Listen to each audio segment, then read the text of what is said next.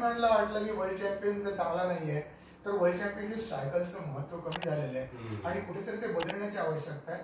आणि माझी त्यासाठी एक कल्पना पण आहे, मी म्हणजे ती अधिकृतरित्या फेडीकडे मांडणार आहे की प्रत्येक सामना जो आहे म्हणजे खुल्या स्पर्धेमध्ये देखील तो 3 फेज असावा. एक ब्लिट्स गेम, एक रॅपिड गेम म्हणजे एक अतिजलद डाव, एक जलद डाव आणि एक क्लासिकल डाव. एकाच कॉम्पिटिशन मध्ये एका दिवशीच म्हणजे पहिल्या डावालाच तुम्हाला पांढरा तर पांढरा कलर, काळा तर काळा, वेटेज वेगळं असलं पाहिजे. कारण क्लासिकल जेव्हा जास्त कठीण आहे तेव्हा तुम्ही 2 मार्क ब्लिट्स मध्ये जिंकलात तर, 4 मार्क रॅपिड मध्ये जिंकलात तर आणि 8 मार्क क्लासिकल मध्ये जिंकलात तर, म्हणजे तुम्ही क्लासिकल डाव जिंकल्यानंतर तुम्ही टॉपला राहणार. कारण तुम्ही जर ते दोन्ही हरलात पण मग तुमचे 4 गुण असतील आणि जर सगळे जिंकला तर ते 7 गुण असतील. मग आपल्याला टायब्रेकची पण गरज राहत नाही. कारण कोणाचे इतके पॉईंट असतील, कोणाचे दुसरे पॉईंट असतील, रादर 8 पॉईंट, 8+4+2 म्हणजे 14 पॉईंट होतात एका डावानंतर.